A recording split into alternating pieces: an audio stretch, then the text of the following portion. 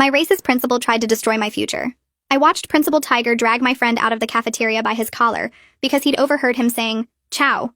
3 days suspension, Tiger spat, his eyes wild with fury.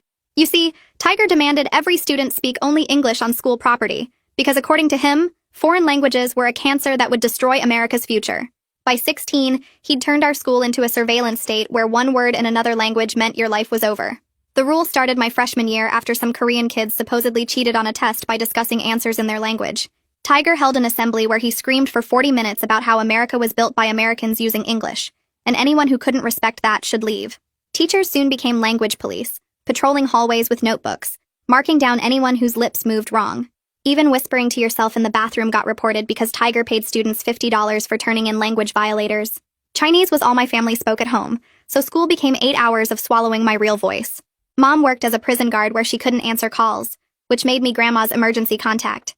Grandma had heart problems and only spoke Chinese, but calling me during school meant risking everything. We developed a system where I'd answer with just mm-hmm and uh-huh while she talked, pretending someone English-speaking was on the other end. Tiger made the punishments worse every year. First offense was 3 days suspension plus a permanent record note that would follow you to college. Second offense meant losing any scholarships or sports eligibility. Third offense was expulsion. He installed security cameras with audio in every hallway and hired a tech kid to review footage for foreign words. Parents got banned from school property if they spoke anything but English, even in the parking lot. My friend Maria got suspended for saying "I" when she dropped her books because Tiger claimed it was Spanish. Another kid lost his valedictorian spot for humming a Vietnamese lullaby his mom used to sing. The Haitian kids stopped bringing lunch from home because the smell of their food made teachers suspicious they were speaking Creole in secret. We all walked around like ghosts of ourselves, our real voices rotting inside us. I lasted 3 years without a violation by being paranoid every second.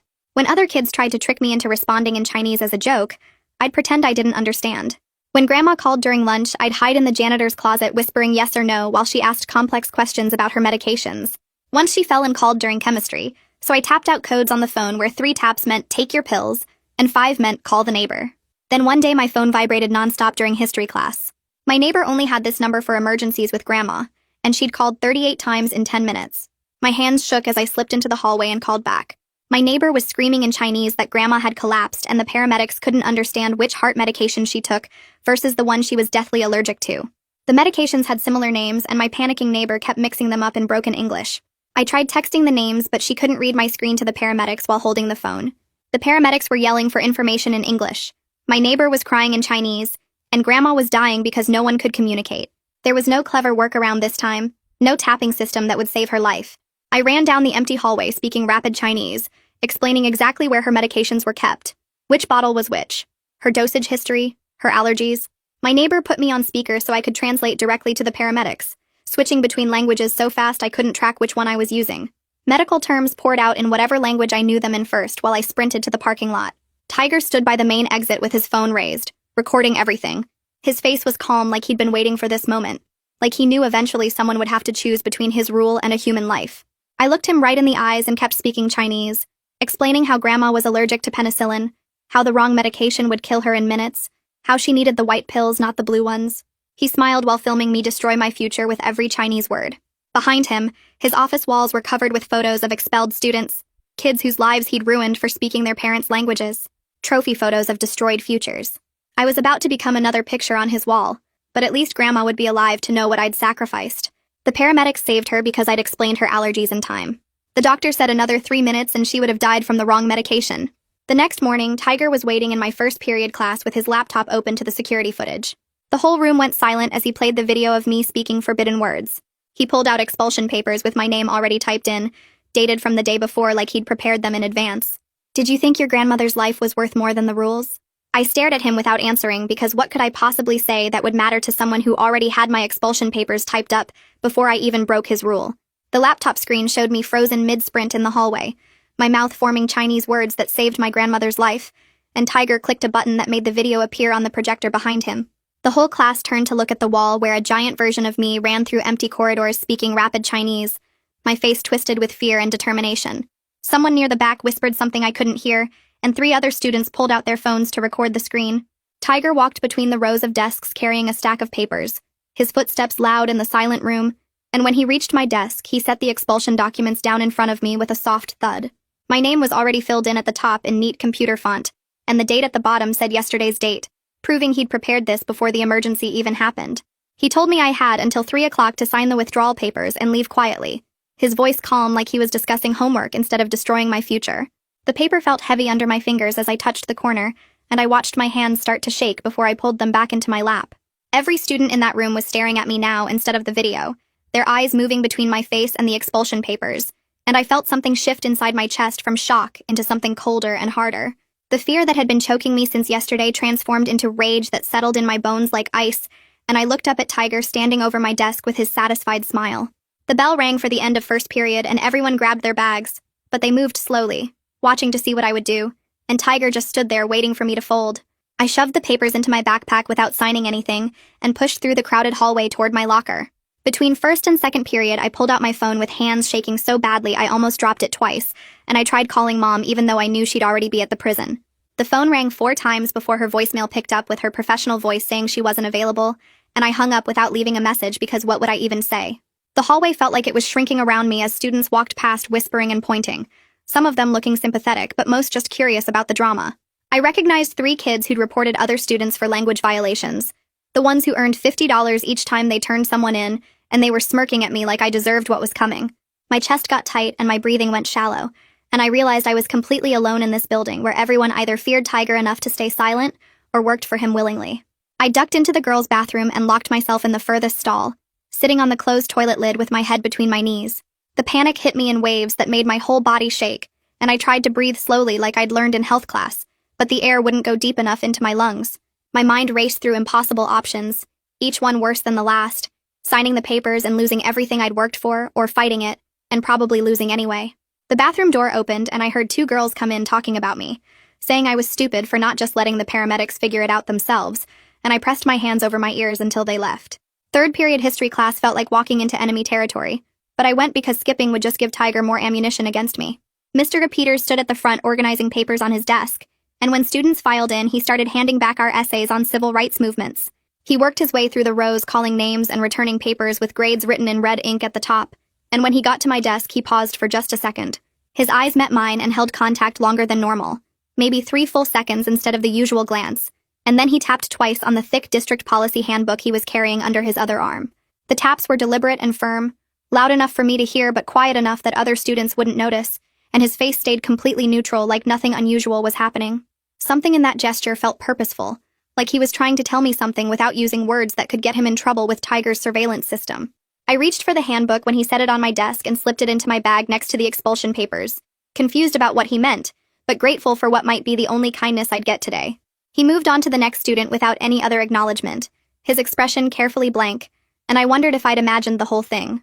The rest of class passed in a blur of notes about Supreme Court cases, while I sat there thinking about that handbook, and whether it contained something that could help me.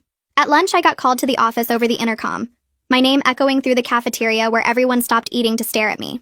I walked down the empty hallway to Tiger's office, feeling like I was heading toward an execution, and when I knocked, he told me to come in without looking up from his computer.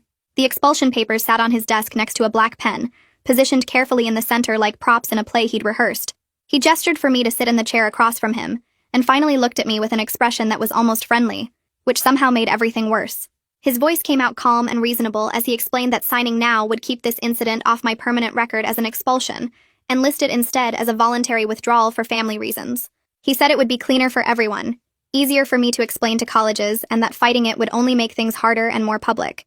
I looked past him at the wall covered in photos of expelled students, dozens of faces of kids whose lives he'd destroyed for speaking their parents' languages, and something solidified in my chest.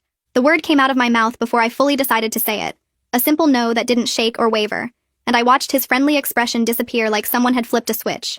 His face went cold and hard, and he told me the formal hearing was scheduled for next Monday at 3, that I was making this much harder than it needed to be, that I'd regret not taking his offer. I stood up and walked out of his office without signing anything, my legs somehow steady even though my heart was pounding hard enough to hurt.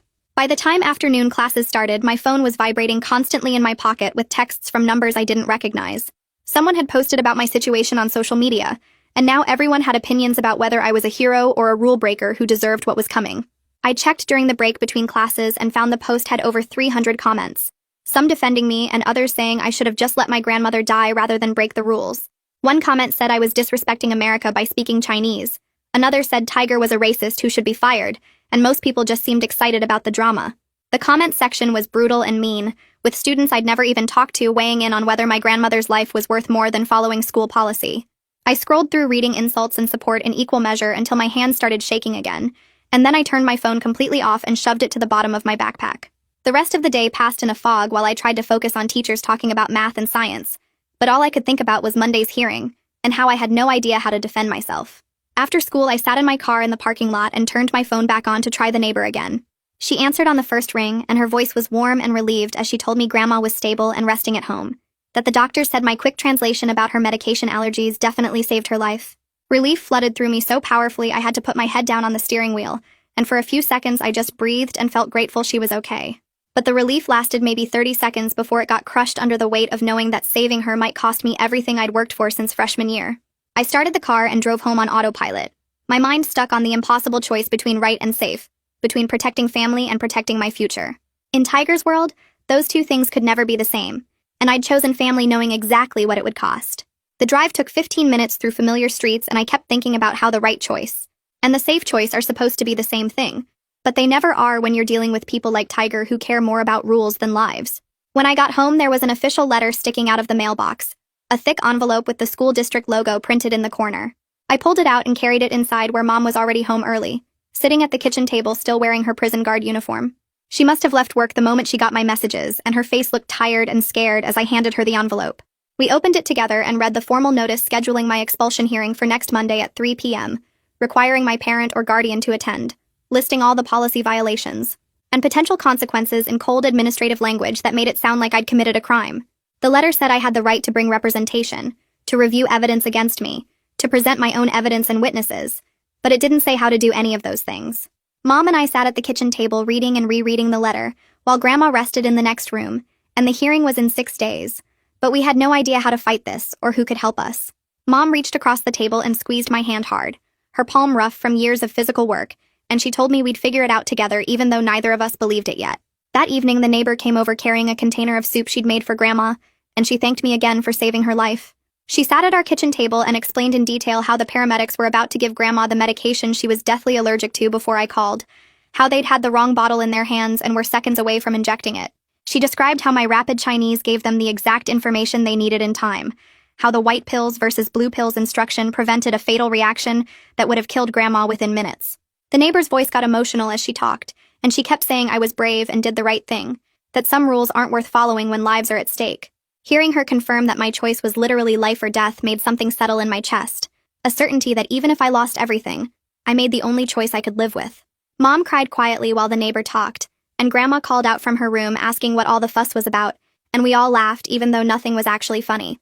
Late that night, after everyone went to bed, I sat at my laptop researching school policies and district regulations and student rights. I clicked through page after page of dense legal documents that might as well have been written in another language for all I understood them. The district website had almost nothing about language access or emergency exceptions, just endless student conduct codes and disciplinary procedures that all seemed designed to protect the school instead of students. I found the section about expulsion hearings, and tried to understand what evidence I could present and what my rights were, but the language was so formal and complicated, I couldn't figure out what any of it actually meant. I printed out anything that seemed possibly relevant, and the pages piled up on my desk covered in highlighted sections and notes in the margins. At 2 a.m., I finally fell asleep with my head on the keyboard, surrounded by printed pages and no closer to understanding how to defend myself, but determined to find something that would help before Monday came. The next morning in history class, Mr. Peters started discussing civil rights movements and the legal battles that changed discriminatory policies. He talked about Brown versus Board of Education, and how sometimes unjust rules need to be challenged through proper channels, and then he casually mentioned that the district has a language access policy for families that's supposed to ensure communication in emergencies. He didn't look at me when he said it, but he spoke slowly and clearly, repeating the phrase district language access policy twice like he wanted to make sure someone wrote it down. I grabbed my pen and scribbled the words in my notebook, underlining them 3 times, and my heart started beating faster because this was the first real lead I'd found. Mr. Peters moved on to talking about the Civil Rights Act without any other acknowledgement, but I kept staring at those words in my notebook, knowing they might be the thing that could help my case. After class, I went straight to the library computers and searched for district language access policy, and my first real hope started growing that maybe I wasn't completely defenseless after all. I printed out the district language access policy and stuffed it in my backpack, my hands still shaking from the adrenaline of finding something that might actually help. The library was nearly empty as I headed toward the exit, most students already gone for the day. I pushed through the double doors into the main hallway and immediately spotted the tech kid who reviews all the audio footage for Tiger. He was walking toward me about 20 feet away, his backpack slung over one shoulder and his eyes locked on his phone. The second our eyes met, his whole body went rigid. He looked away fast and changed direction, practically speed walking toward the nearest stairwell like he couldn't get away from me fast enough. My stomach dropped because that reaction confirmed everything I'd been suspecting. He was the one who flagged my Chinese conversation from the hallway footage. He was the one who gave Tiger the evidence to destroy my future. But the way he couldn't even look at me, the way he ran away, told me something else too. He felt guilty about it. He knew the context now, knew I'd been saving my grandmother's life, and it was eating at him. I filed that information away in my brain as potentially useful. Someone else trapped in Tiger's system who might want a way out. Someone who might be willing to help if I approached him carefully enough. I walked to my car feeling like I'd gained two important pieces today: the policy document and the knowledge that the tech kid's loyalty to Tiger might not be as solid as it seemed. The drive home felt longer than usual, my brain spinning through everything that had happened. Mom's car was already in the driveway when I pulled up, which was weird because she usually worked until 6. I found her sitting at the kitchen table with her work uniform still on, staring at her phone with this tight, worried expression. She looked up when I came in, and I could see she'd been crying. We sat down across from each other, and she started talking in this quiet, scared voice about what fighting this expulsion could cost our family. Her job at the prison was already hard enough as one of the only Asian guards, and she was terrified that making waves about discrimination at my school would somehow get back to her workplace. She explained how the prison system was all connected, how people talked, how standing out and being targeted could affect her job security and our income. I listened to her list all the ways this could go wrong and felt my own fear growing. But then something shifted in me, and I reminded her that staying silent meant accepting that Grandma's life was worth less than Tiger's rules. That if we didn't fight this, we were agreeing that I should have let Grandma die rather than speak Chinese to save her. Mom's face changed when I said that, something breaking through the fear. We argued for over an hour, both of us crying, going back and forth between terror and determination. She kept saying we could lose everything, and I kept saying we'd already lost everything if we accepted this. Finally, she reached across the table and grabbed my hand hard. We agreed we had to try, even though we were both scared out of our minds about what would happen if we lost. The next morning, I woke up with a plan forming in my head. I called the hospital where Grandma had been treated and asked to be transferred to interpreter services. The coordinator who answered sounded professional and kind, and when I explained I needed to understand how medical places handle language barriers in emergencies, she was happy to help. Then I described the school's English-only policy and what had happened to me. The silence on the other end of the phone lasted so long I thought we'd been disconnected. When she finally spoke again, her voice was filled with shock and anger. She explained that federal law requires hospitals to provide language access because lives literally depend on clear communication. She kept saying how insane it was that a school would punish emergency translation, how it violated every principle of emergency response. The validation I felt hearing her outrage on my behalf was overwhelming. She emailed me links to medical language access laws and regulations right while we were still on the phone. I thanked her about 5 times before hanging up, then spent the next hour reading through everything she'd sent. The documents highlighted exactly how crazy Tiger's policy was, how it went against established federal protections. Mom made some calls during her lunch break and got a referral from our community center to a civil rights lawyer named Mallory Rossi. The woman at the community center said Mallory had experience with discrimination cases and offered free first meetings.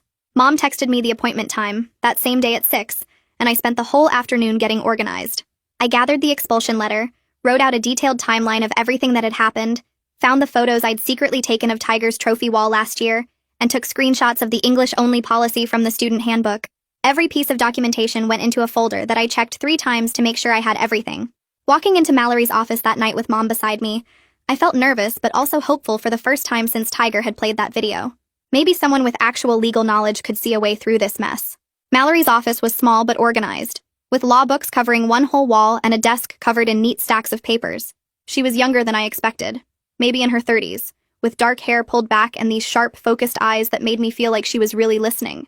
She took detailed notes while Mom and I told her everything, asking specific questions about how the policy was enforced, about the surveillance system, about the exact emergency circumstances. Her questions were smart and pointed, making me explain details I hadn't thought were important.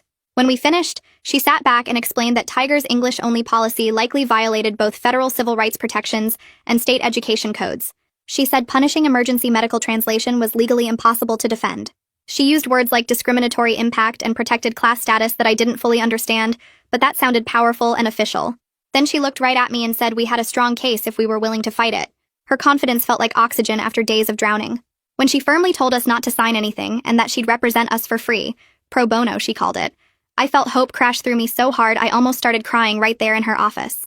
This was the first time since Tiger played that video that someone with actual power had told me I might win. The next morning, Mallory sent a formal letter to the school district. She forwarded me a copy and I read it 3 times, not understanding all the legal language but getting the main point. She was demanding that they preserve all records related to the English-only policy, halt my expulsion process, and provide proper procedures including access to all evidence against me. The letter cited specific laws and regulations, making it clear they were dealing with someone who knew exactly what she was doing. I felt something shift inside me reading that letter. I wasn't just a scared student anymore. I had real legal backing and rights that had to be respected. The power balance had changed, even if just a little bit. By afternoon, the retaliation started, and it was obvious and petty.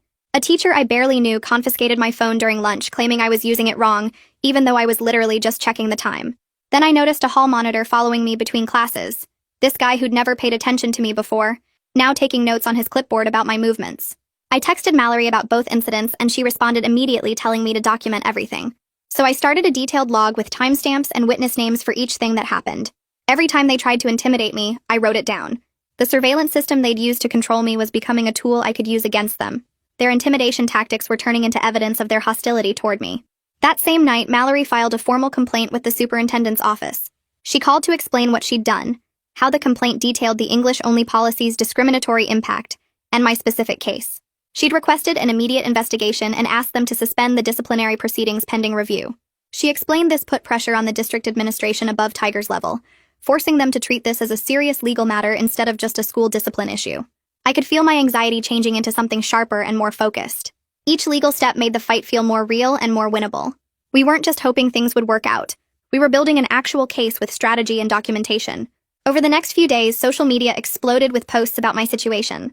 Some students created supportive posts with hashtags about language rights and defending me. Others posted long arguments defending Tiger's policy as necessary for school safety and American values. The comment sections were brutal, with people I'd never met having strong opinions about whether I was brave or just a rule breaker who deserved what was coming. Mallory told me firmly to stay completely off social media, to let others argue while I focused on the legal case and my own mental health. The loneliness of being at the center of this huge controversy while staying silent was really hard. I wanted to defend myself, to argue back, to make people understand. But I accepted it as necessary protection. Every time I felt the urge to post something, I reminded myself that Mallory knew what she was doing. Grandma came home from her follow-up appointment with good news about her heart being stable. I spent that whole night cooking dinner with her, helping her organize her medications into the daily pill boxes, falling into our familiar routines.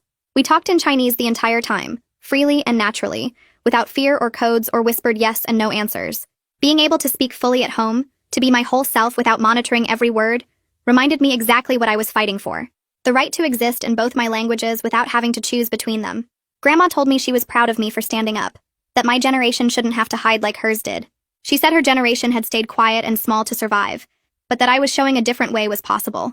Her words made me feel stronger and more certain that fighting this was worth whatever it cost. Monday morning, I walked into history class trying to act normal while my stomach twisted with nerves about the hearing coming up in 5 days. Mr. Peters was already at his desk organizing papers, and students filed in around me talking about weekend plans like everything was fine. I pulled out my notebook and tried to focus on looking busy while my mind raced through worst-case scenarios. During independent work time, Mr. Peters walked between desks checking on progress, and when he reached my desk, he paused for just a second. His hand moved quickly, sliding a folded piece of paper under my notebook before he kept walking without making eye contact. My heart jumped because the move was so careful and quiet, like he didn't want anyone to see. I waited until he was on the other side of the room before unfolding the paper in my lap, where other students couldn't see. It was a printed email dated 2 years ago with Tiger's name at the top, sent to all staff with the subject line, Language Policy Enforcement Guidelines. I scanned the text quickly, my hand starting to shake as I read Tiger's words telling teachers they must report any non-English language use immediately. The worst part was a line that said, cultural accommodation undermines educational standards and creates security vulnerabilities. This wasn't just one principal making random decisions. This was proof he'd created a whole system on purpose. I pulled out my phone under my desk and took 3 photos of the memo from different angles to make sure every word was clear. My fingers fumbled with the screen as I attached the photos to a text to Mallory, with just the words, Mr. Peters gave me this. I hit send and felt my chest get tight thinking about what Mr. Peters had just risked for me. If anyone found out he'd given me that email, Tiger would destroy him the same way he destroyed students. The bell rang, and I carefully folded the paper and tucked it into the inside pocket of my backpack where it wouldn't get crushed. Mr. Peters didn't look at me as I left, but I caught him watching me from the corner of his eye, his face worried. Walking to my next class felt different because now I had actual proof that this policy came from the top and was enforced on purpose. That afternoon during lunch, my phone buzzed with Mallory's name on the screen. I ducked into an empty classroom and answered, my voice coming out shaky. She told me the memo was exactly what we needed, that it proved systematic enforcement rather than isolated incidents. Her voice was excited in a controlled lawyer way, explaining how this showed intent and policy rather than just individual actions. Then she told me I needed to start keeping a detailed retaliation log right away, documenting every single instance of extra scrutiny or unfair treatment I experienced. She wanted dates, times, staff members involved, specific actions taken, and any witnesses present. I grabbed a notebook and started writing down the format she described while she talked. When I got home that afternoon, I opened a new spreadsheet on my laptop and created columns for date, time, location, staff member, action taken, witnesses, and notes. Just making the spreadsheet made me feel less powerless, like I was doing something productive instead of just taking abuse. I went back through the last week in my memory and started filling in entries. October 15th, 10:30 a.m., hallway near cafeteria, hall monitor followed me for 3 minutes taking notes. October 16th, 2:15 p.m., math class. Teacher confiscated my phone when I was checking the time. October 17th, 8 a.m., main entrance. Vice principal watched me walk through metal detector twice. Each entry I typed made the pattern more obvious. They were watching me constantly, looking for any excuse to write me up again. But now, instead of just feeling paranoid, I had documentation. After school, I had to stay late for a makeup test, and when I finally left the building around 4:30 p.m., I spotted Coach Manley near the gym entrance. He was locking up equipment and I almost walked past without saying anything, but something made me stop. I asked if I could talk to him for a minute and he looked around the empty parking lot before nodding. We stood by the gym doors and he told me quietly that he'd lost 3 really talented athletes over the years because of language violations. One kid who was recruited by college scouts said something in Spanish during practice and got suspended, losing his eligibility and his scholarship offers. Another student who could have gone to state championships hummed a song in Vietnamese in the locker room and lost his spot on the team entirely. Coach Manley's voice was frustrated as he described watching these kids' futures disappear over words. He told me several other teachers had complained privately about the policy, but everyone was scared of retaliation if they spoke up publicly. His words confirmed what I'd suspected, that there were people who disagreed with Tiger but fear kept them silent. I thanked him for telling me and he squeezed my shoulder before heading to his car. That night I couldn't sleep, my mind running through everything that could go wrong at the hearing. At 2 a.m., I jolted awake with my heart racing so fast it hurt. My chest felt tight like someone was sitting on it and I couldn't catch my breath properly. The panic attack hit me full force, making my whole body shake while I tried to breathe slowly. I sat up in bed and grabbed my journal from the nightstand, turning on the lamp with trembling hands. Writing helped sometimes when my brain was spinning out of control. I started putting words on paper, all my fears about losing my future and my family struggling and being isolated at the school. I wrote about being angry that I had to fight this hard just to exist in both my languages. The words poured out messy and raw until my breathing finally started to slow down. By the time I filled 4 pages, my heart rate was almost normal, and the tight feeling in my chest had eased. I closed the journal and turned off the light, lying back down with the knowledge that I had 5 days until the hearing, and I just had to survive until then. Tuesday morning, I checked my email before school and found a message from someone named Jocelyn Park with a school board email address. The subject line said, "Concerned District Community Member," and my stomach flipped as I opened it. She wrote carefully, saying she was concerned about district policies that might not align with state and federal guidelines. She mentioned she'd been following my situation and suggested an off-the-record conversation if I was interested. Her email gave a personal cell number and said she had some afternoon availability this week. I forwarded the message to Mallory immediately and got a response during second period. Mallory's text said to be cautiously optimistic, that having a board member's attention was significant, but we shouldn't expect miracles from someone still dealing with politics. She told me to set up a meeting but to let her know when and where so she could advise me on what to say. I texted Jocelyn's number during lunch asking if Wednesday afternoon would work, and she responded within minutes with the name of a coffee shop off school grounds. Wednesday after school, I drove to the coffee shop and found Jocelyn already sitting at a back corner table with 2 cups of coffee in front of her. She was an Asian woman probably in her 40s wearing business casual clothes and looking tired. I sat down across from her and she pushed one of the coffees toward me before starting to talk in quiet, frustrated tones. She explained that she and other board members had received complaints about Tiger's English-only enforcement for years, going back to when the policy first started. Every time someone tried to address it, Board Chair Dirk Maddox and the District Council shut down the conversation, worried about litigation and political backlash. Jocelyn described layers of bureaucracy and political calculation that protected bad policies even when people knew they were wrong. She was sympathetic but realistic about the institutional resistance we were fighting against. Then she leaned forward and told me she was planning to raise the issue at the next board meeting in 2 weeks, and she wanted to know if I'd be willing to provide public testimony. The idea of speaking in front of the whole board terrified me, but also felt empowering, like maybe I could actually make people listen. I told her yes, and she nodded, writing down some notes about timing and format. She warned me that Dirk would try to shut down the discussion, and that some board members would defend Tiger, but she promised to fight for a full hearing of the issues. We talked for another 20 minutes about the legal complaint Mallory had filed and the evidence we were gathering. When I left the coffee shop, I felt like I had an actual ally inside the system, rather than just fighting from the outside. Thursday morning, I opened my locker before first period and noticed something white sticking through the vent slots. I pulled out a folded piece of paper with careful block letters written in black pen. The note said, "Check Bounty database on storage server. Records who got paid for what reports." My heart started pounding because I knew this had to be from Hao, the tech kid who reviewed audio footage for Tiger. He was offering me evidence of the payment system, proof that Tiger paid students to turn each other in. I looked around the hallway but didn't see anyone watching me. My first instinct was to try to access the server myself, but Mallory's voice in my head reminded me we had to do everything legally. I took a photo of the note and texted it to Mallory with an explanation of who I thought sent it. Then I tucked the note into my backpack and went to class, trying not to think about what information might be sitting on that server.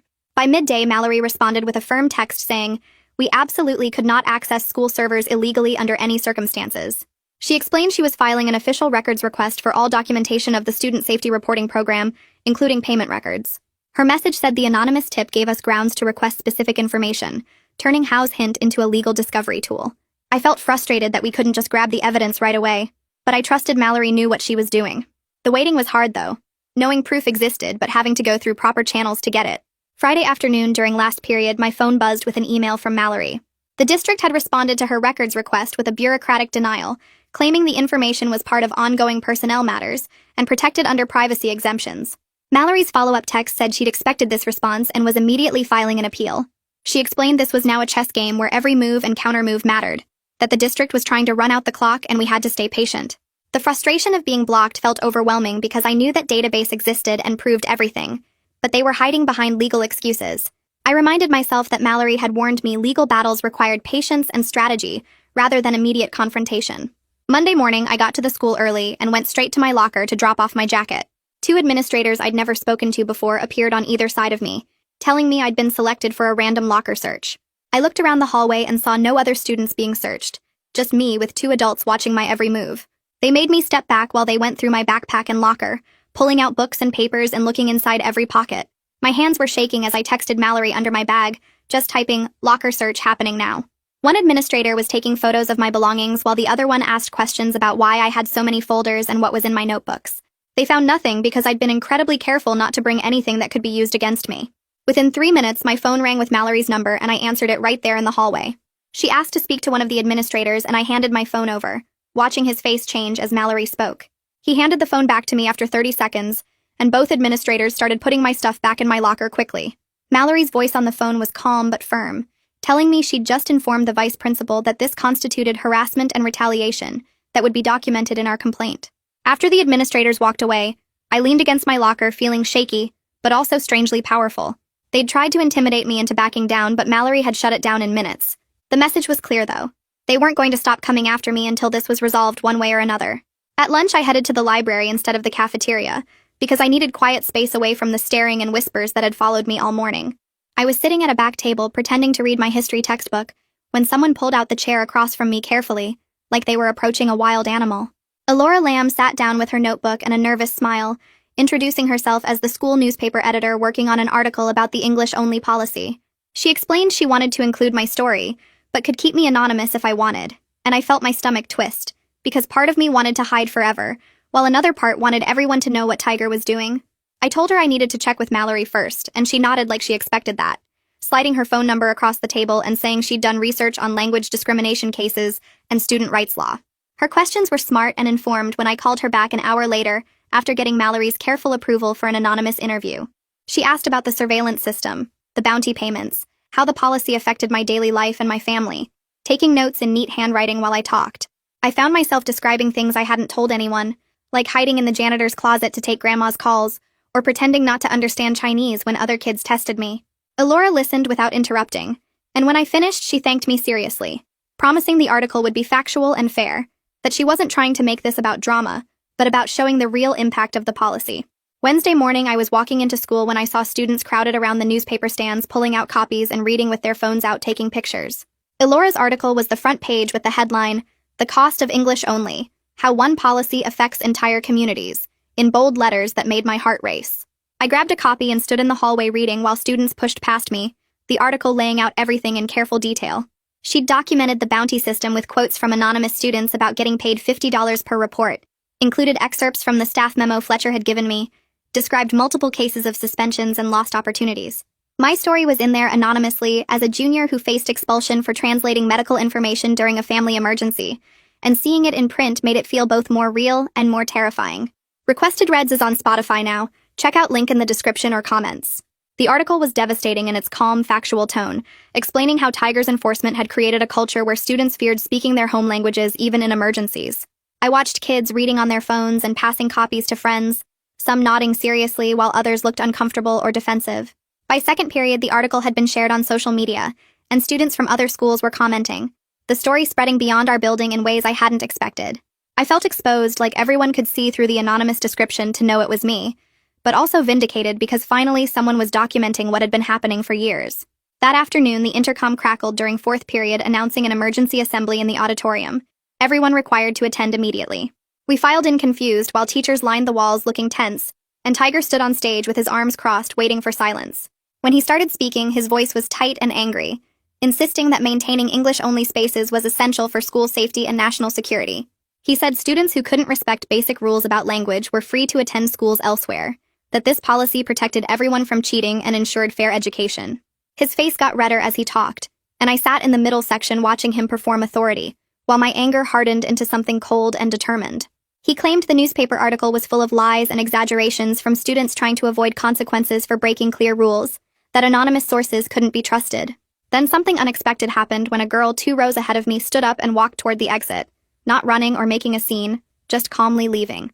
3 more students followed her, then 5 more, a quiet stream of people refusing to stay and listen. Tiger's voice got louder, trying to talk over the movement, but more students kept standing and walking out, maybe 20 total by the time he stopped speaking. I stayed in my seat because Mallory had warned me about giving them any excuse for more discipline, but I watched those students leave and felt something shift in the building's atmosphere. The resistance that would have been unthinkable a week ago was happening right in front of Tiger, and his aggressive defense felt desperate rather than powerful. Thursday. I took the morning off school to go with Grandma to her cardiology follow-up appointment at the hospital. The receptionist handed us a form asking what language we preferred, and within 5 minutes a professional interpreter arrived, a woman in business clothes with an official badge. I sat in the exam room watching how the doctor spoke directly to Grandma, while the interpreter translated, making eye contact with her instead of with me or the interpreter. The doctor explained test results carefully through the interpreter, asking Grandma if she understood, and answering her questions with patience. Everything was set up, so Grandma could participate fully in her own healthcare. The interpreter's presence treated as completely normal and necessary, rather than a special favor. I took notes on my phone about how they did it, the professional standards and the hospital's language access policies posted on the wall in multiple languages. The contrast with my school's approach was so stark it made me angry all over again, seeing how other institutions treated language access as a basic right. After the appointment, I asked the interpreter about her training, and she explained the certification process, the legal requirements for medical interpretation, how lives depend on clear communication. She seemed genuinely shocked when I described the school's English-only policy, saying she couldn't imagine punishing emergency translation, when that's exactly when language access matters most. Friday afternoon, I was in the library working on homework when my phone buzzed with a text from Jocelyn saying to check the school board's website. Board Chair Dirk had released a statement saying the board would review language accommodation policies to ensure they meet contemporary educational standards, which sounded promising until I kept reading. The statement was full of vague language about careful consideration and thorough review processes. Nothing concrete about actually changing the policy or investigating Tiger's enforcement. I texted Jocelyn asking if this was good news, and she called me instead of texting back, her voice frustrated as she explained it was political maneuvering. She said Dirk was trying to appear responsive to the newspaper article and community concern while doing nothing real, just running out the clock until attention moved elsewhere. He was protecting Tiger and the district from liability, while making it look like they cared about the issue. My impatience with these bureaucratic delays felt overwhelming, because kids were still being monitored and reported every day. But Jocelyn reminded me that public pressure was building even if the board was moving slowly. She said the newspaper article had generated more community response than she'd seen on any issue in years, that parents and advocacy groups were starting to pay attention. Mallory texted me later that evening with similar analysis, saying institutional change takes time, but we were making progress by forcing them to publicly acknowledge the issue. Over the weekend, I got a Facebook message from someone I barely knew, just a profile picture of a guy from the school I'd seen in hallways. Howe introduced himself as the tech student who'd monitored audio footage for Tiger, and my first reaction was anger because he'd been part of the surveillance system. But his message was nervous and apologetic, explaining he had backup files of the Bounty database from before Tiger ordered him to delete everything last week. He wrote that he'd been feeling terrible about his role in the system ever since he learned what my emergency call was actually about, that he wanted to help, but was scared of getting expelled himself. He asked if there was a way to share the information without destroying his own future, his message clearly showing he was wrestling with guilt and fear. I sat staring at my phone for 10 minutes trying to decide how to respond, because this could be huge evidence, but I didn't know if I could trust him. Eventually, I texted Mallory asking what to do, and she called me immediately, her voice excited but careful. She told me to respond to Howe, saying I appreciated him reaching out, and to ask if he'd be willing to talk to my attorney about protections for sharing evidence. I sent the message feeling protective of this unexpected ally who was risking everything to expose the truth, hoping Mallory could help him do the right thing safely. By Monday, Mallory had connected Howe with a separate attorney who specialized in student rights and whistleblower cases, making sure he had independent legal advice before deciding anything. She explained to me that Howe needed his own lawyer to protect his interests separate from mine, that we couldn't pressure him or make promises about what would happen. That afternoon, she called to say Howe had agreed to provide his evidence after securing legal protections, and she was drafting his affidavit with the other attorney. The affidavit detailed exactly how the Bounty system worked, with Tiger paying students $50 per verified language violation report through a database that tracked reporter names and payment amounts. Howe had screenshots of the payment records showing dozens of reports over 2 years, proving this wasn't just occasional enforcement but systematic surveillance with financial incentives. The most damaging part was evidence that Tiger had ordered all records deleted when my case started getting legal attention, which showed consciousness of guilt. Mallory's voice on the phone was intense when she explained how explosive this evidence was, proving not just the English-only policy, but active financial incentives for student informants and attempted destruction of evidence. She said this transformed the case from policy disagreement to documented systematic abuse, the kind of evidence that would be very hard for the district to explain away. Tuesday brought another breakthrough when Mallory called saying her legal research had uncovered something significant about the audio surveillance system. She'd been digging into state laws about recording conversations and found that the cameras with audio recording likely violated consent laws requiring two-party notification. She explained that you can't legally record people's conversations without telling them in most situations, and while schools have some exceptions for security, recording private conversations in hallways probably crossed the line. She was filing a supplemental complaint arguing the English-only policy was discriminatory and the enforcement mechanism itself was illegal. The discovery added a criminal dimension to what was already a civil rights case, meaning Tiger and the district might face legal consequences beyond just changing the policy. I felt the pressure increasing from multiple directions now, not just my individual case, but systematic problems with how they'd been operating for years. Mallory warned me that this would make them more defensive and possibly more aggressive in retaliation, but it also significantly increased pressure on the district to negotiate rather than fight. Wednesday afternoon, Mallory texted me that the district's council had reached out requesting a meeting to discuss resolution options, which she interpreted as them realizing their legal position was weak. She explained that institutions don't ask for settlement discussions unless they're worried about losing in court, that this was a sign our evidence and legal arguments were having impact. She scheduled the meeting for Friday but warned me not to expect immediate victory, saying institutions protect themselves first, and justice comes second if at all. They'd want to resolve this quietly with minimum admission of wrongdoing, probably offering to drop my discipline in exchange for me staying quiet about the larger issues. I felt cautiously hopeful because at least they were willing to talk after weeks of stonewalling, but Mallory's warnings kept my expectations realistic. She said we'd go into the meeting with clear demands including policy changes, not just fixing my individual situation, and we'd see how serious they were about real reform. Thursday morning, I got called to the debate coach's office during second period, confused because we didn't have practice scheduled. The faculty advisor sat behind his desk looking uncomfortable and told me I was removed from the team effective immediately due to my ongoing disciplinary issues, making me ineligible to represent the school. I felt my stomach drop because I'd been working toward a debate scholarship for 3 years, one of my main hopes for college funding after losing other opportunities. I asked what specific rule made me ineligible, and he wouldn't give me a straight answer, just kept saying it was an administrative decision based on my disciplinary record. The timing was so obviously coordinated to pressure me before Friday's meeting with the district. One more way to show me what I was losing by fighting back. I walked out of his office and went straight to my car in the parking lot, sitting there crying for 20 minutes before I could pull myself together enough to drive to Mallory's office.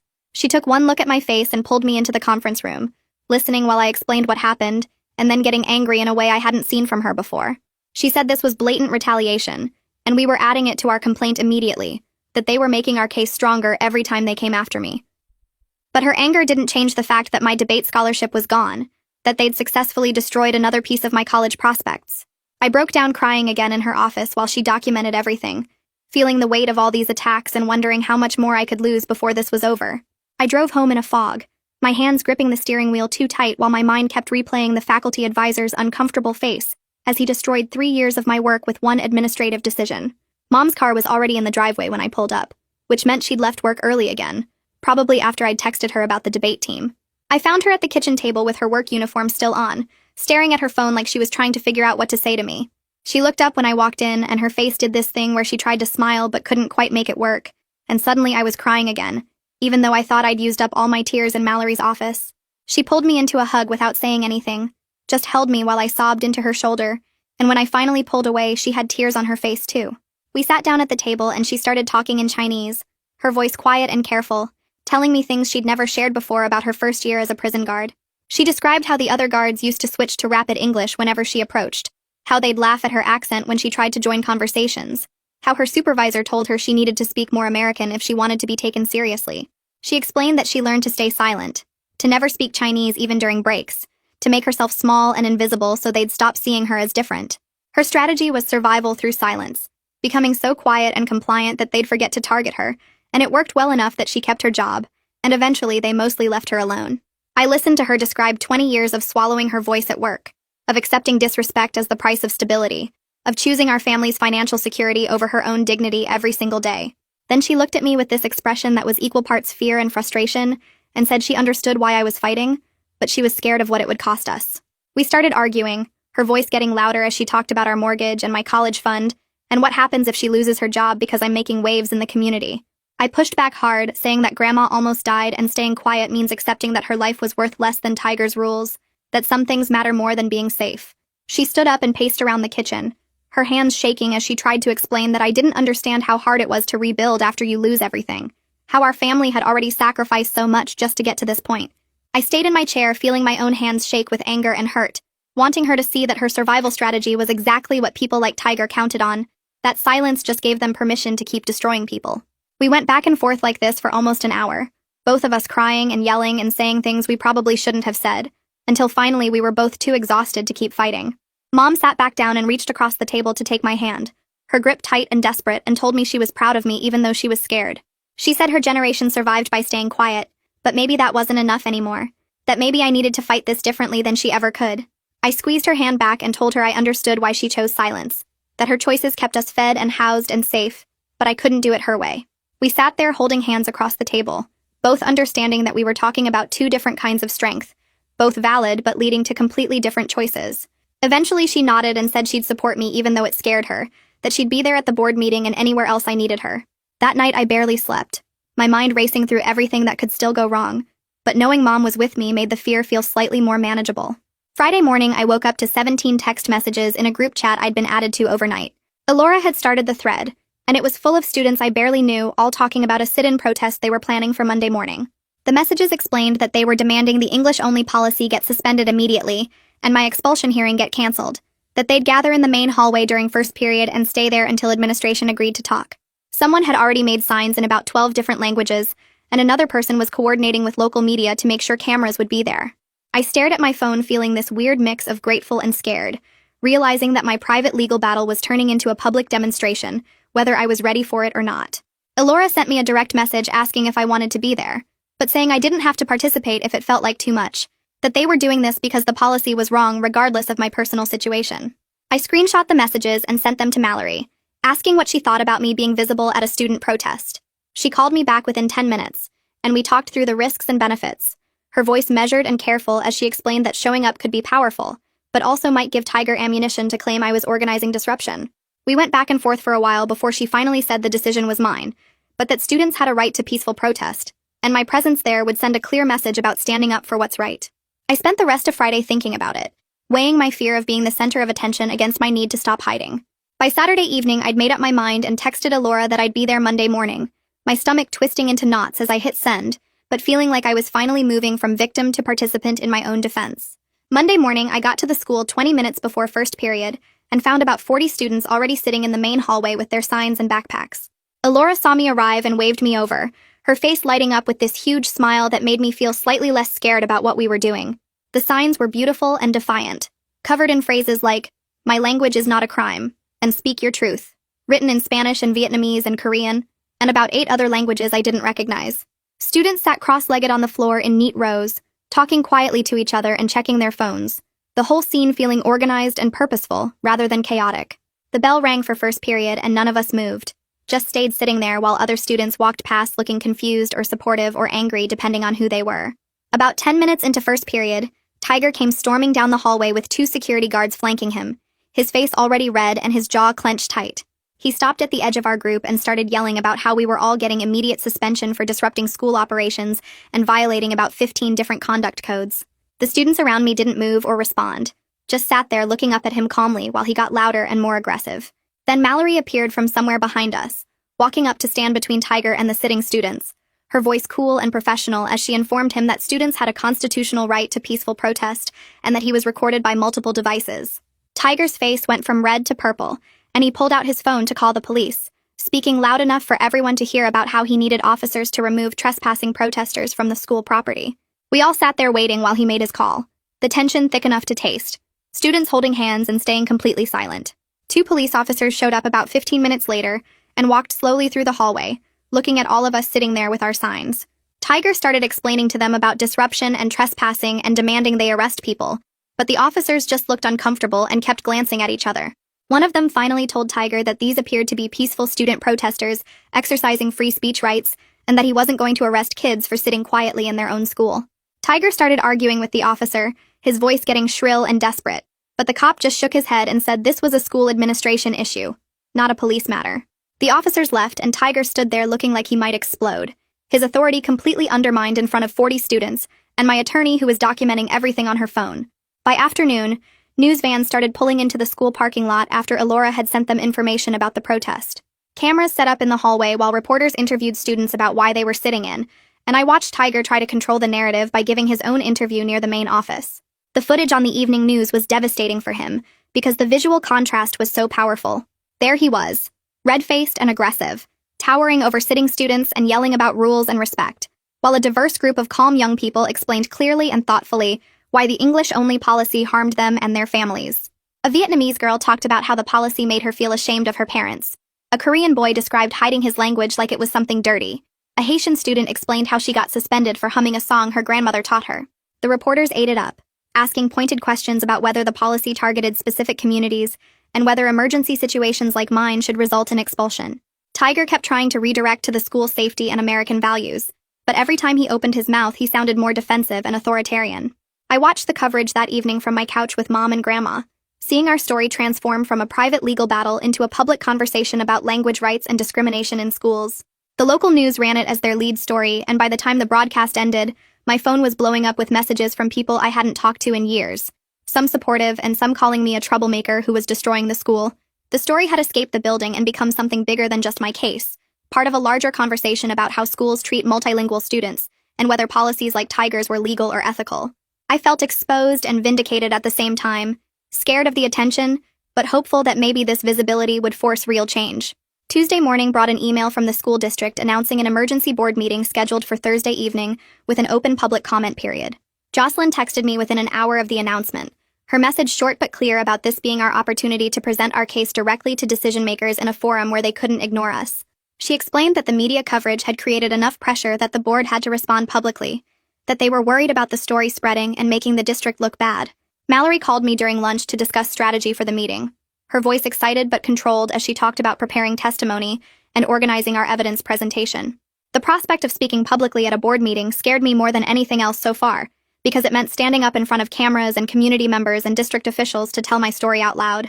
I spent Tuesday afternoon feeling sick to my stomach every time I thought about Thursday, my hands getting sweaty and my heart racing whenever I pictured myself at that microphone. But Mallory spent an hour on the phone with me explaining why this was probably our best chance to force real change, that board meetings created public records and official responses that we could use later if needed. She helped me understand that my testimony would be part of a larger strategy, that other people would speak too, and together we'd build a case that was impossible to ignore. By Tuesday evening, I'd committed to doing it even though the fear hadn't gone away. Just got pushed down under a layer of determination to see this through. I spent Wednesday and Thursday preparing my testimony with Mallory on video calls, writing and rewriting my statement until it was clear and factual and honest without being angry or accusatory. She coached me on how to present evidence effectively, how to speak clearly into the microphone, how to stay calm if board members asked hostile questions. We practiced over and over until I could get through the whole thing without my voice shaking too badly, though my hands still trembled when I held the printed pages. Thursday morning, Peters found me in the hallway before first period and handed me a sealed envelope, his face carefully neutral as he told me several teachers had written a character reference letter supporting my academic record. I opened it in my car during lunch and found 3 pages of detailed testimony from teachers describing my work ethic, my contributions to class discussions, and the fear-based environment Tiger had created that affected their ability to teach effectively. The letter was signed by 7 teachers, including Peters, and reading it made me cry because I'd felt so alone in this fight. But here was proof that adults in the building had been paying attention and were willing to risk something to support me. By Thursday afternoon, I was as ready as I'd ever be, my printed statement in a folder along with the teacher letter and copies of all our evidence. Mom got home from work early and changed out of her uniform, and Grandma insisted on coming even though we were worried about her being out late. The 3 of us drove to the district office together, Mom holding my hand in the car while Grandma sat in the back seat telling me in Chinese that I was brave and she was proud. The board meeting room was already packed when we arrived at 6:30 for the 7 o'clock start, every seat filled with community members and students and parents and local media with cameras. I recognized faces from the school mixed in with people I'd never seen before, some holding supportive signs and others looking angry about the attention this issue was getting.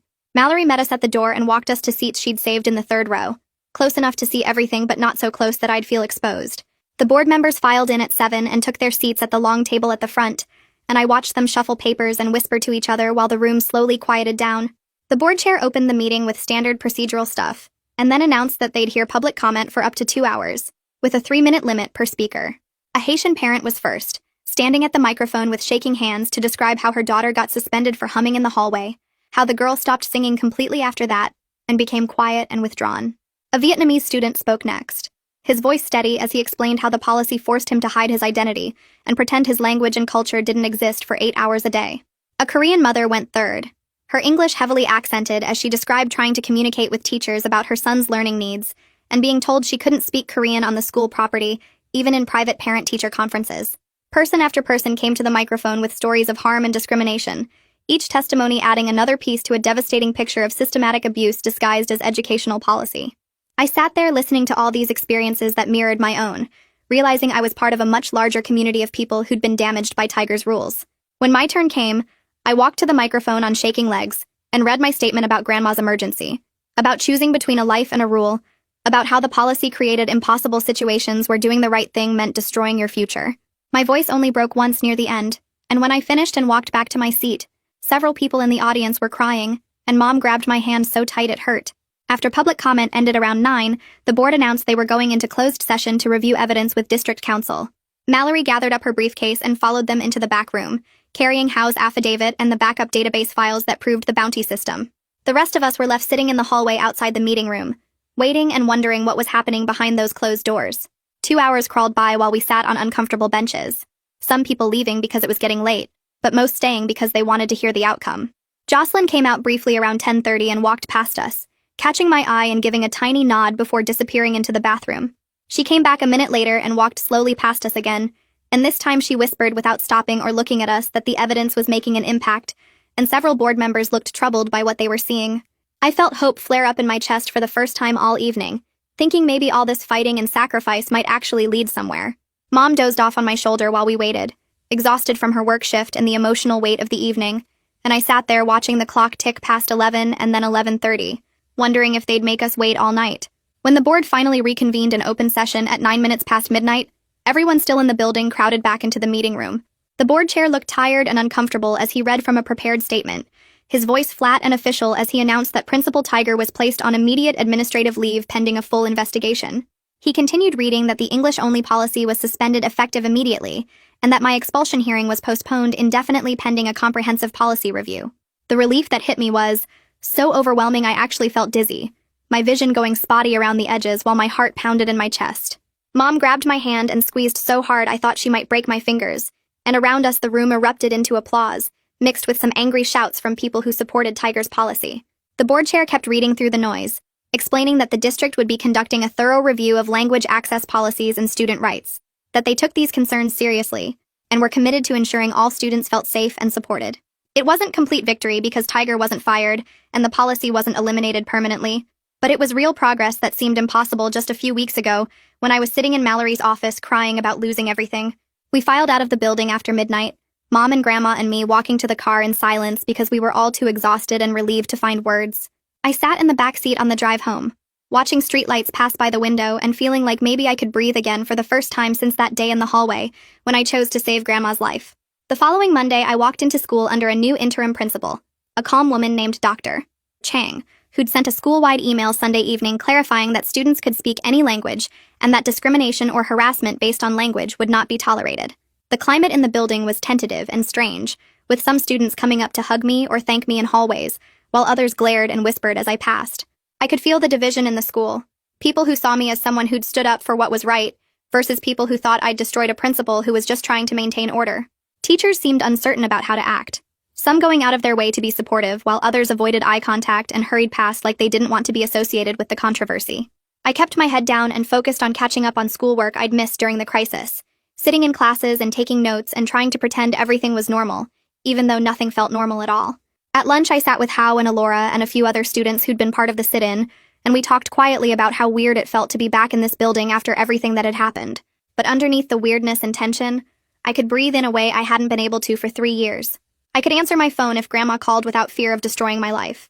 I could speak Chinese if I needed to without checking over my shoulder for hall monitors with notebooks. The surveillance cameras were still there, but they didn't feel like weapons anymore. Just normal school security that existed in every building. I walked through hallways where I used to feel hunted, and now just felt like a regular student trying to get to class on time, and that shift alone felt like victory, even though I knew the fight wasn't completely over. 2 weeks passed with me going through the motions of normal student life, attending classes and doing homework and trying to pretend the weight of potential expulsion wasn't still hanging over everything I did. Then I got called to the main office where a secretary told me district administration wanted to meet with me and my parent that afternoon at 3. Mom left work early again, and we drove to the district building in silence, both of us tense, because we had no idea if this was good news or just another way they were going to try to pressure me into accepting punishment I didn't deserve. The conference room had 4 district people sitting on one side of a long table, and Mallory was already there on our side, her briefcase open and legal pad covered in notes. The superintendent started talking in this careful voice about how they'd reviewed my case thoroughly and wanted to propose a resolution that acknowledged the emergency circumstances while also maintaining procedural standards.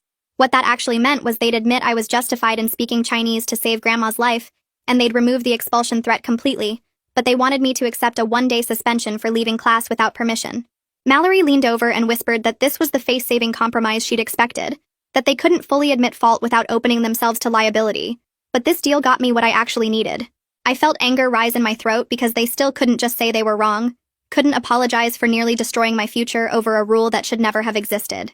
The superintendent kept talking about how the suspension would be scheduled on a teacher planning day, so I wouldn't miss any instruction, and in exchange, all disciplinary records related to the expulsion proceedings would be completely erased from my file.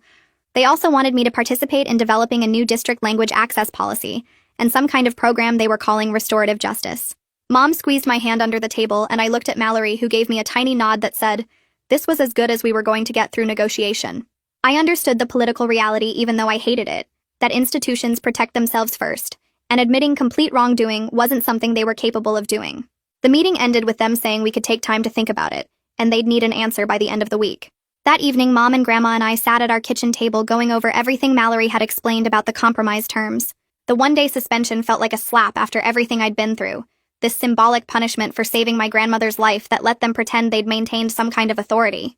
But Mallory had been clear on the phone that fighting for complete vindication would mean months more of legal proceedings with no guarantee of a better outcome, and the compromise protected what mattered most, which was my college prospects and my clean record going forward. Grandma kept saying in Chinese that she was sorry I had to accept any punishment at all, that it wasn't right, and I had to keep reassuring her that I'd make the same choice again no matter what it cost. Mom was practical about it, pointing out that missing one planning day was nothing compared to expulsion, and the policy development work might actually let me turn this nightmare into something useful. We called Mallory back the next morning and told her we'd accept the terms. She scheduled a meeting with the district for Friday to finalize everything and make it official. Friday afternoon, I sat in the interim principal's office with Mom while Dr. Chang walked us through the agreement page by page, explaining each section in this calm, professional voice that was so different from Tiger's aggressive threats. The document said the district acknowledged that emergency circumstances had required immediate communication in my native language to prevent serious harm, and that my actions had been necessary and appropriate under the specific situation. It said the one-day suspension for leaving class without permission would be served on the next teacher planning day, and would be the only disciplinary record maintained, with all references to expulsion or language policy violations removed from my permanent file. The final section outlined my commitment to working with a district committee to develop language access educational materials and participate in restorative justice programming. I read every word twice before signing my name at the bottom, and Mom signed as my parent and doctor. Chang signed as the school representative. Walking out of that office, I felt something shift inside me like a physical weight lifting off my shoulders. The fear that had been choking me for weeks, the constant terror that my future was destroyed, finally started to ease. I wasn't completely free because the fight for real policy change was still ongoing, but my personal case was resolved enough that I could breathe and plan for college, without that expulsion threat hanging over everything. The next month turned into a strange kind of productive distraction, as I joined the district committee working on language access materials. Mr. Peters was on the committee representing teachers, and Alora volunteered as a student representative along with me, and there were a couple of administrators and a person from the district's diversity office. We met twice a week after school in a conference room at the district building, working through what a language access workshop should actually teach, and how to make it something more than just checking a box. I pushed for including real stories from students about how the English-only policy had hurt them, and Mr. Peters backed me up by sharing examples of talented kids he'd seen pushed out of school over language violations. Alora researched other districts that had multilingual policies, and found examples of schools that celebrated linguistic diversity instead of punishing it. By mid-October, we had a draft curriculum for a 2-hour workshop that covered the educational benefits of multilingualism, legal requirements around language access, and practical protocols for emergency situations. The district scheduled a pilot workshop for early November with volunteer staff from 3 schools, and I helped present the section on student experiences, even though standing in front of teachers and talking about what had happened to me made my hands shake. The feedback was mostly positive, with several teachers saying they'd never thought about how the surveillance system had created fear, and the district committed to rolling out the workshop to all schools starting next semester. Grandma's birthday came in early November, and we had a small party at our house with just family and a few neighbors, including the woman who'd called 911 that day. Mom cooked all of Grandma's favorite dishes, and we crowded around our little dining table, speaking Chinese freely and loudly. Nobody worried about who might hear or report us. The neighbor kept thanking me again for saving Grandma's life, describing in detail how scared she'd been when Grandma collapsed, and how grateful she was that I'd been able to translate for the paramedics. Grandma was doing well, her heart stable according to her last cardiology appointment, and watching her laugh with neighbors and eat too much food filled me with this deep gratitude that she was here. We'd come so close to losing her because of Tiger's insane policy, and sitting at that table surrounded by people speaking my language and celebrating someone I loved reminded me why I'd been willing to risk everything. The celebration was happy, but there was this awareness underneath everything, this knowledge of how fragile it all was, and how lucky we were that the emergency had happened when my phone was accessible, and I'd been able to run to make that call. Mid-November brought news that Mallory had filed a formal complaint with the Federal Office for Civil Rights, a detailed document that outlined the English-only policy's discriminatory impact on students and families, and requested a full investigation into district practices. She explained to me over the phone that this was about creating accountability beyond just my individual case, making sure the district couldn't quietly go back to old habits once media attention died down. The complaint included Howe's affidavit about the bounty system, copies of the staff memo directing teachers to report language violations, and testimony from multiple students and parents about how the policy had harmed them. Mallory said the investigation process would take months, but it was important long-term work to prevent this from happening to future students. I felt good about it even though I knew I might not see the results. That this was the kind of slow institutional change work that mattered even when it wasn't dramatic or immediate. Around the same time, Jocelyn texted me asking if we could meet for coffee off the record, and when we sat down at the same shop as before, she looked tired and frustrated. She told me that Board Chair Dirk had been pressuring her and 2 other reform-minded board members to slow down the policy changes and minimize consequences for Tiger, arguing that moving too fast would create legal liability and make the district look bad.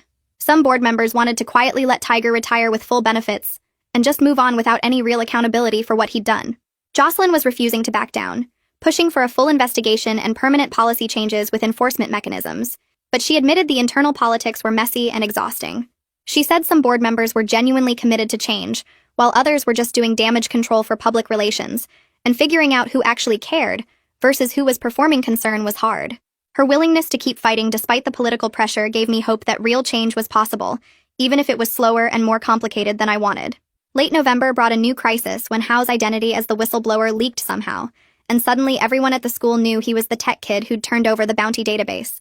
The hallway whispers started immediately, people calling him a snitch and a traitor, saying he'd only come forward to save himself after helping Tiger spy on everyone for years. His social media filled up with attacks from students who'd been caught by the surveillance system, blaming him for their suspensions even though he'd been a kid following orders from an authority figure. I saw him eating lunch alone in the library one day, and went to sit with him, bringing my tray over to his table and saying loud enough for nearby students to hear that what he'd done took real courage. We started sitting together regularly after that, and I made a point of defending him when people talked trash, reminding them that he'd risked his own future to expose a system that was wrong.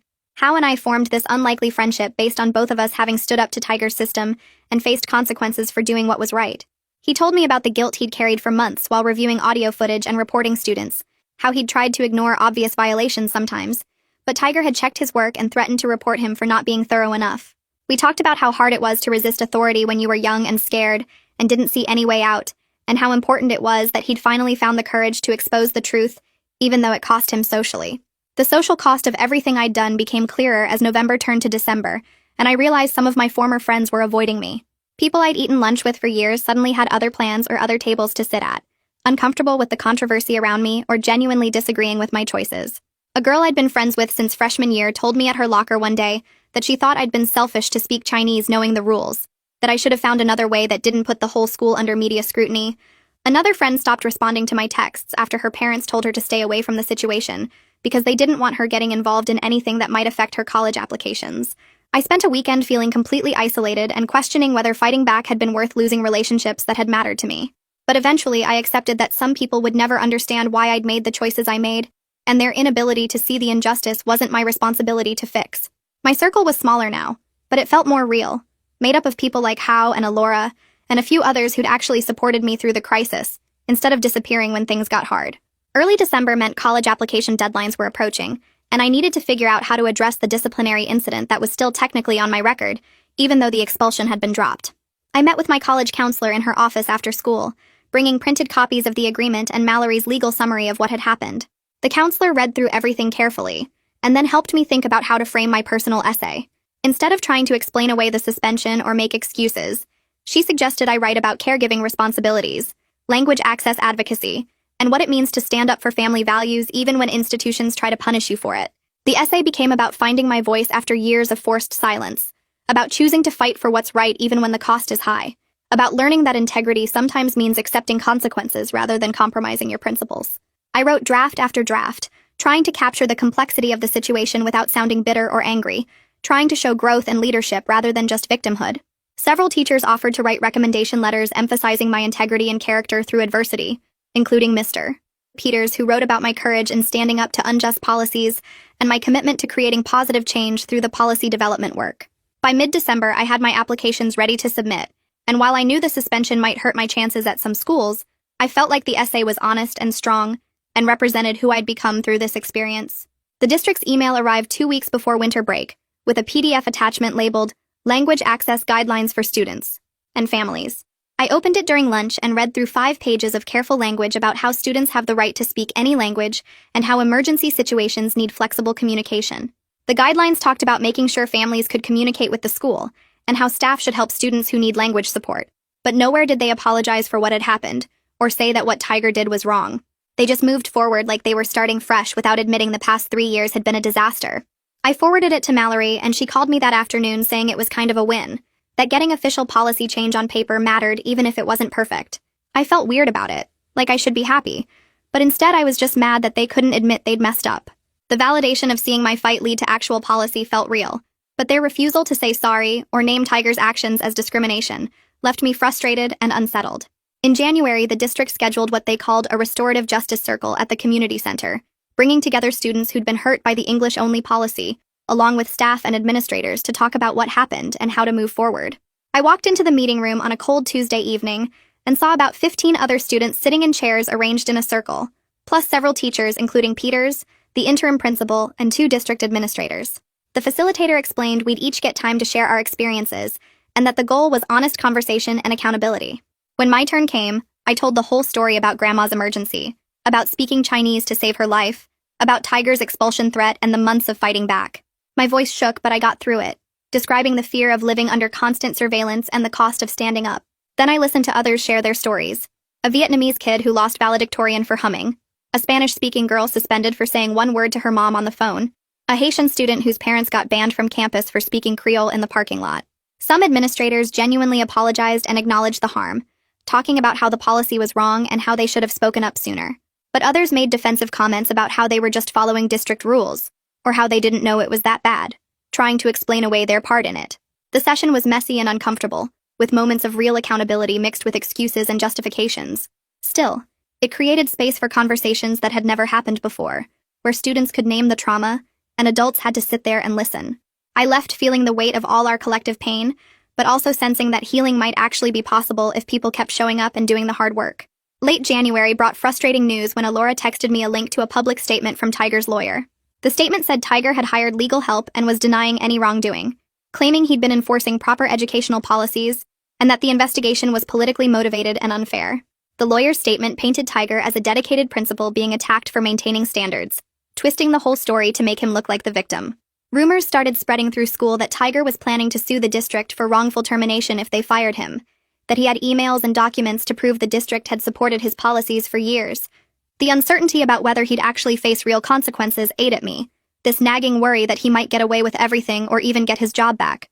I called Mallory frustrated and angry, needing her to tell me this wasn't all for nothing.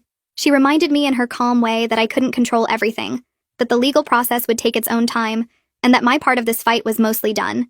She pointed out that the policy had changed, that other students were protected now, and that I'd already accomplished more than most people do in a lifetime. Her words helped, but I still felt unsettled, wanting justice to be clear and final instead of messy and uncertain.